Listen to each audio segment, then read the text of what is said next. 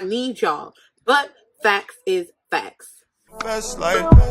Made a couple M's with my best friends.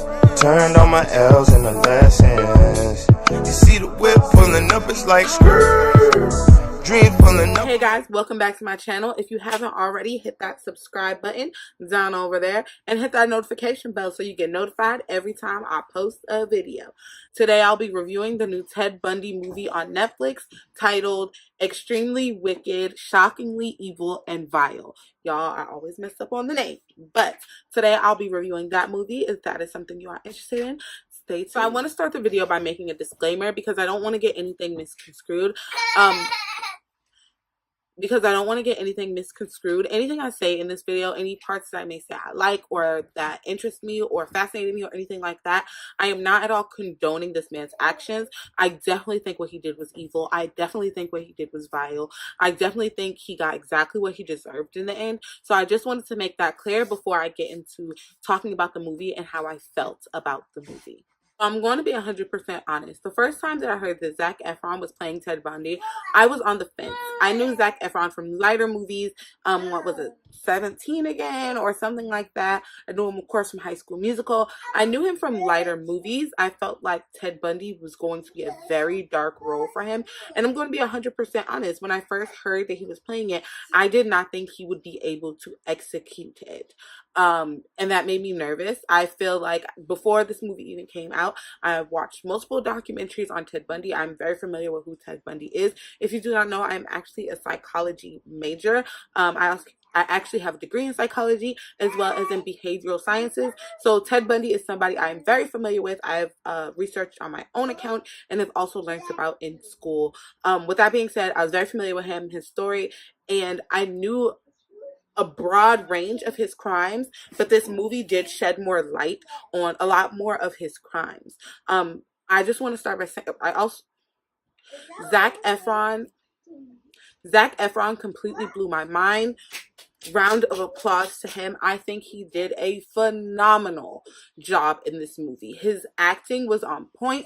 His scenes, a lot of the movie, I don't know if a lot of people know this, but a lot of the movie was actually taken from actual interviews and stuff like that, like actual interviews and actual television, like actual events. Like a lot of the movie, if you search YouTube, I'm pretty sure you can find a bunch of different ones. I'll try to link some down below in the description box so that you can like take a look. But a lot of scenes from the movie, especially when you get more into the case, was linked on actual interviews that Ted Bundy did, actual things like that. So I think he did a phenomenal job. I think he did a good job conveying how cocky Ted Bundy was and how arrogant he was and how manipulative he was. I do think they did a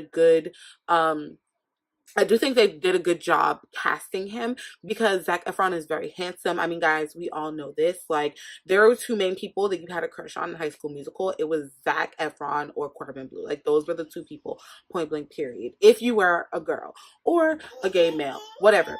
Those were your two people that you had a crush on. So they did a very good job by casting Zac Efron. Everybody sees him as handsome. He's this handsome guy. They see him as lighthearted, and I definitely think they purposely casted him like that. I did hear a lot of backlash saying that Ted Bundy was basically glorified. I do not at all think that the film glorified him whatsoever. Or sexualized him or anything like that. I feel like a lot of people have to keep in mind that this story is literally told from his girlfriend's perspective, literally, who I believe his girlfriend's name is Elizabeth. I will, if I'm wrong, I'll put a little bubble over here on what her actual name is. But she actually wrote a book way back in the day that apparently didn't do so well, but they used a lot of what was in the book to make the movie. And the book was all about her experience with Ted Bundy and how he was this master manipulator and how he played two roles. And guys, I loved that. Like, that is one thing I loved about the movie, and I felt like they did a very good job portraying.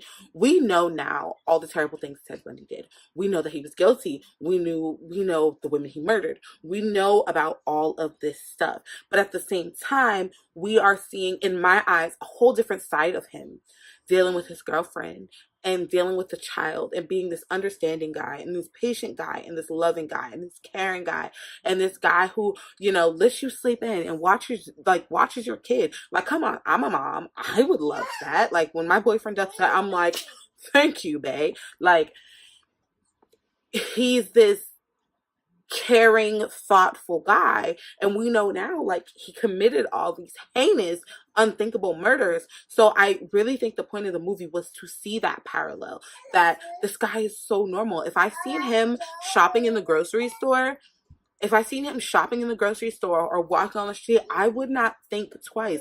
I would not blink twice. Nothing about him would make me say, this guy is probably a serial killer. This guy probably murdered a bunch of women.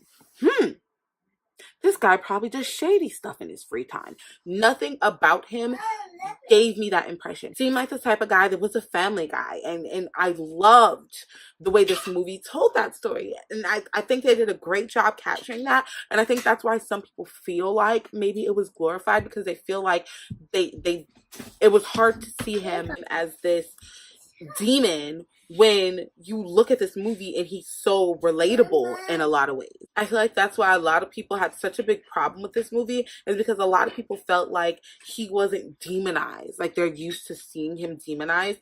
They're used to seeing this guy just like such a big line of separation between them and this guy. But this point of view, the point of story that they told his story in, like through his girlfriend's eyes, it shows him literally as one of us. He looks for dogs, he shops, he celebrates birthday parties, he goes to college, he drives a car. Like, he looks like one of us. Even at one point in the scene, he was at a college party before he ended up committing some of the one of the murders that he committed. It's like they're showing him in a more relatable light.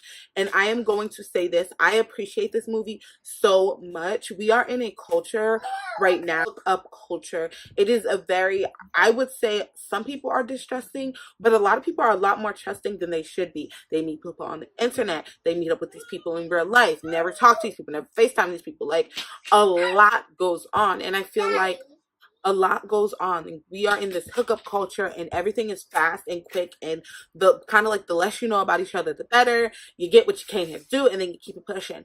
And I feel like this movie was kind of the wake-up call that some people needed. Some people needed a little jerk to be like, guess what? A serial killer doesn't always look like a serial killer.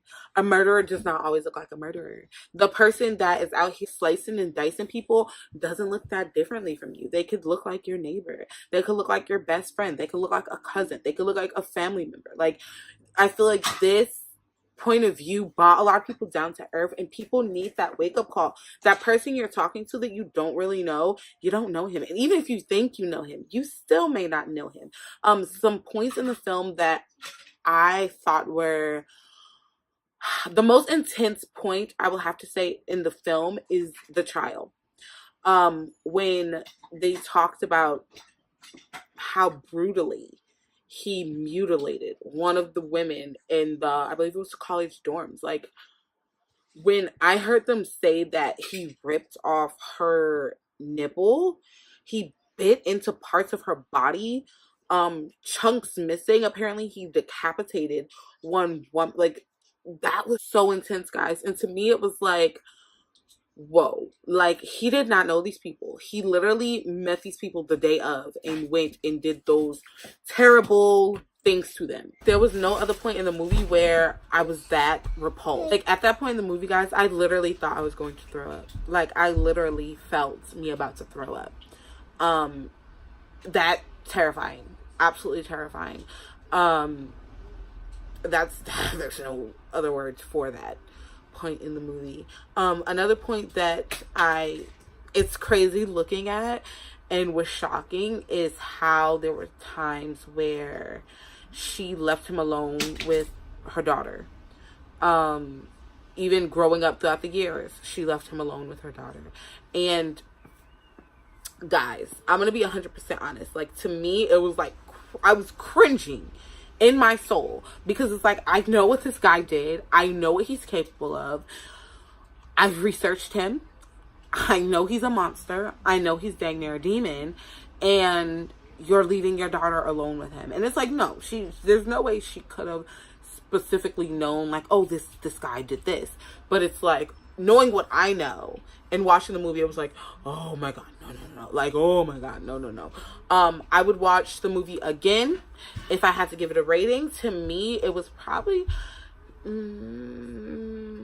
as far as entertainment, I would say it was 10 out of 10. I would say it was 10 out of 10. As far as accuracy, I would probably give it a 7 out of 10. Some things were dramatized. Is it dramatized? Some things were exaggerated for effect and for TV. So that would be my rating for that. There were a lot of things that was true. But for the most part, there were a lot of things in the movie that was true. There was a couple of things that was definitely just played up.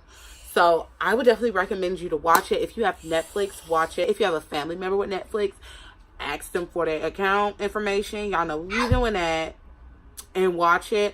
Just try your absolute hardest to get your hands on it, because it is a good movie. And if you are interested in true crime like I am, you are going to enjoy it. If you have watched it, comment down below, what do you think about it? Do you think that Zac Efron did a good job? What were some points in the movie that really had you shook? Like, had you like, oh my God, that really happened?